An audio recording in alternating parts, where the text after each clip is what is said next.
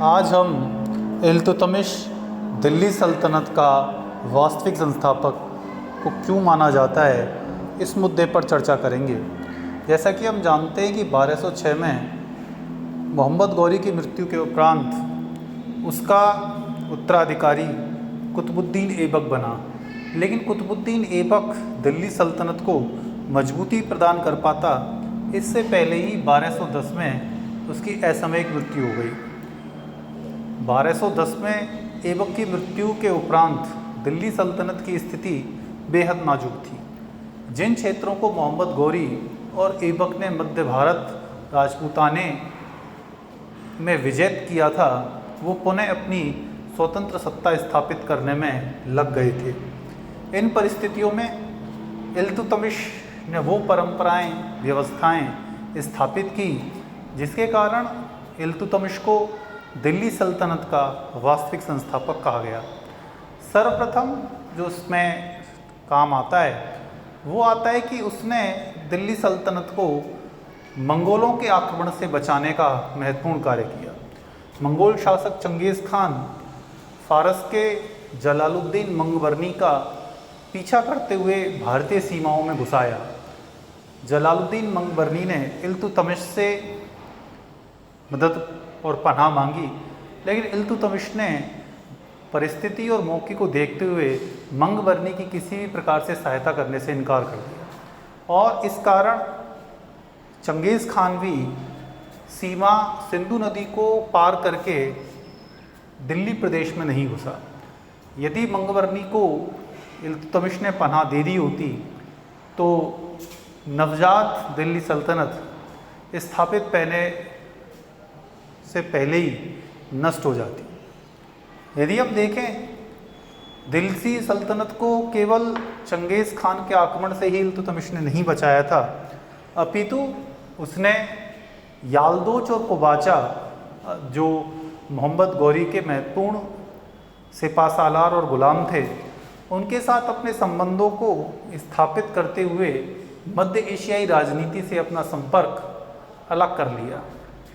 इल्तुतमिश वो पहला सुल्तान था जिसने खलीफा से खिलाफत प्राप्त की और दिल्ली सल्तनत की सत्ता को वैधता प्रदान की और सुल्तान की उपाधि धारण करी। इसके अलावा इल्तुतमिश ने सर्वप्रथम दिल्ली सल्तनत में लाहौर के स्थान पर दिल्ली के राजनीतिक महत्व को पहचाना। न केवल दिल्ली के राजनीतिक महत्व अपितु उसके सामरिक महत्व को ध्यान में रखते हुए दिल्ली को इल्तुतमिश के द्वारा नवस्थापित दिल्ली सल्तनत की राजधानी बनाया गया और उसके बाद से लगातार 20वीं शताब्दी तक कुछ अल्पकाल को छोड़कर दिल्ली भारतीय राजनीति के केंद्र में बना रहा। इसके अलावा इल्तुतमिश ने राजपूताने में रणथंभौर, उसके अलावा ग्वालियर के जो पहले जीते हुए इलाके थे उनको पुनर्विजित किया। साथ ही में बंगाल का क्षेत्र, जहाँ पर हिसामुद्दीन खिलजी लगभग स्वतंत्र सत्ता का भोग कर रखा था, उसको पराजित कर बंगाल तक के समूचे क्षेत्र को दिल्ली सल्तनत में मिला दिया। अब यदि हम इल्तुतमिश के प्रशासनिक और सैन्य सुधारों पर बात करें तो इल्तुतमिश वो पहला शासक था दिल्ली सल्तनत का जिसने उत्तराधिकार के नियम को स्थापित किया। उससे पहले मोहम्मद गौरी या कुतुबुद्दीन ऐबक कोई भी अपना उत्तराधिकारी नियुक्त नहीं कर पाया था।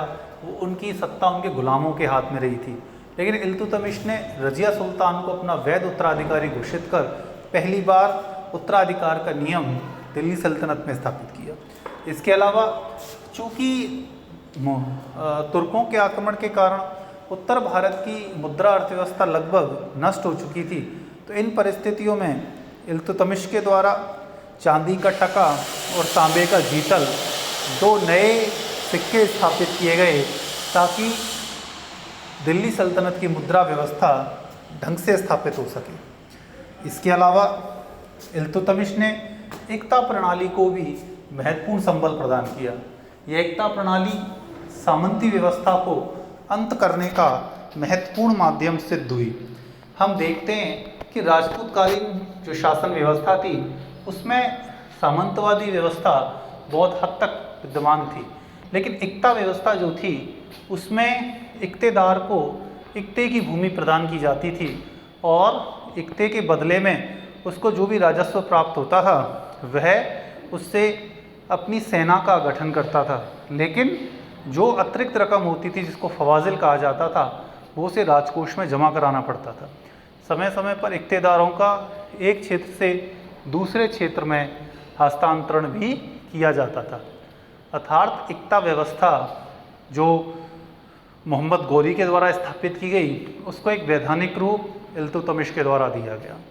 इल्तुतमिश ने इसके अलावा सबसे पहले दोआब के आर्थिक महत्व को समझा था। अर्थात गंगा और यमुना का मध्यवर्ती क्षेत्र जो कि बहुत ही उपजाऊ था उसमें उसने अपने 2000 शमसी घुड़सवारों को बसाया। इसका दोहरा लाभ उसे प्राप्त हुआ। एक तो दोआब में विद्रोही गतिविधियों को नियंत्रित करने में मदद मिली, इसके अलावा वहाँ से भू राजस्व की वसूली अधिक अच्छी मात्रा में होने लगी, जिसका बहुत अधिक लाभ दिल्ली सल्तनत को प्राप्त हुआ।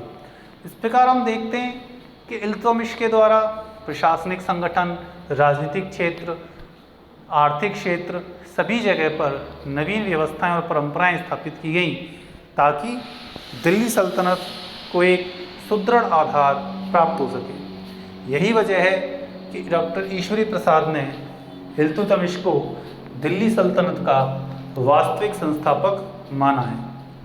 धन्यवाद।